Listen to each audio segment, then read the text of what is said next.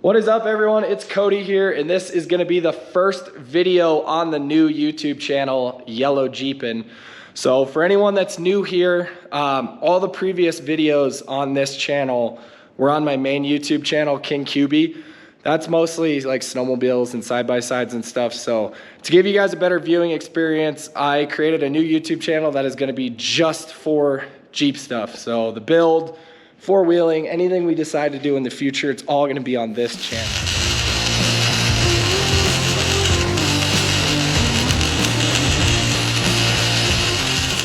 All right, so I have been terrible at filming recently in the last month or two. I've been getting some stuff done on the Jeep here, just kind of as I go. Just been super busy. So we're gonna go over real quick kind of where we're at, where we're going, and then the title of this video is going to be painting the Jeep. So I'm gonna show you guys what I used, how I did it, and yeah, we'll go from there. So this is the frame currently, and as you guys can see, the entire rear end of the Jeep is all together now, painted, and it's all together. So we'll be taking pieces of it apart. I didn't do seals in the axles yet and stuff, but for the most part, the rear end is together. So everything so far has came out absolutely beautifully.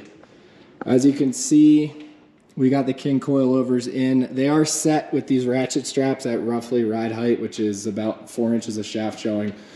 Obviously there's no weight on the frame, so it just goes all the way up at this point. We can't adjust the coils yet, so that's why the ratchet straps are there. But as you guys can see, we've added quite a few gussets into the frame here.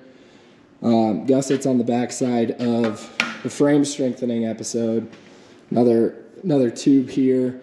We are going to be adding Curry anti-rock, so that's going to put another tube somewhere in here, but we're going to add that in the future. Yeah, for anyone that's new, make sure you go back, watch episode 1 all the way up to present, because you can get all the measurements for the tube, where I got everything, all the wall thicknesses, every little intricacy of 1-ton swapping the Jeep is in those videos, and will continue to be in these videos. So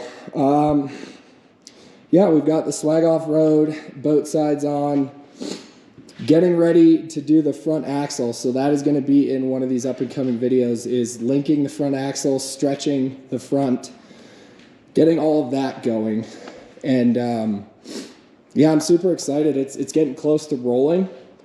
And we're getting close to assembling a lot of the big parts back onto the Jeep. All right, so done quite a bit of reorganizing and stuff like that in the shop here. So our tub is right over here. Rust repair is going in full swing on this. So as you guys can see, new pans on the passenger side. The new, whatever you call that, channel for the body mounts. We are working on the driver's side now. And then rear floor, and I ordered Motobilt's inner fenders and the comp cuts. So we're going to be doing the entire rear of this as well. But going to try my best to film this. But the rust repair takes literally forever. So I don't want to make, a 5 or 6 hour long video on rust repair. So I'll try to find a way to time lapse this part for you guys, so you can at least see some of the rust repair. But as you can see here, this is pretty much done. It's all going to get seam sealed, and then we're going to pour 15 the entire bottom part of the frame here. Then if you come over here, this is our trans rebuilding station right now. So waiting on a couple of parts for the transmission. That'll go back together. There's all the cases for that. And let's see what else. So over here, we've got the Raptor liner for the inside of the tub when that's done. A bunch of the front end parts. High steer kit, which is not going to work with this axle. So I'm trying to figure out how I'm going to make that one work.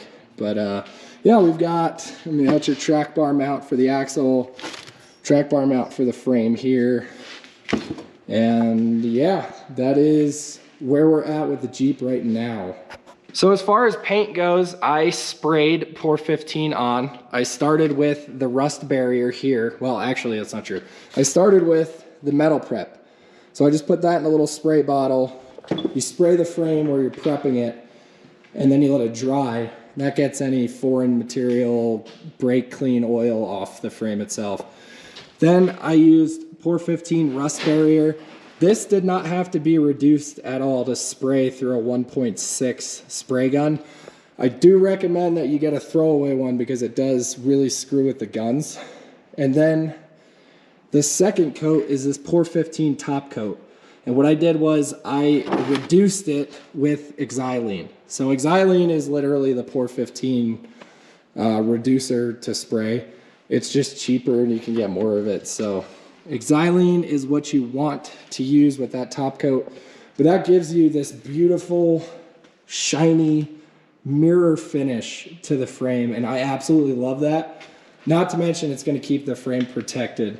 So spraying it was by far the fastest way to do this. I didn't want to brush it on. I tried for a second, and then I was like, no, this isn't happening. So, but yeah, you'll get this beautiful, beautiful shine with that top coat. And then the top coat is also a sun barrier. So for anyone that's used Pour 15 before, they know that if it sits out in the sun, it fades after a while. So this is all, I mean, just absolutely mirror finished from the top coat, and then it's protected from the sun as well.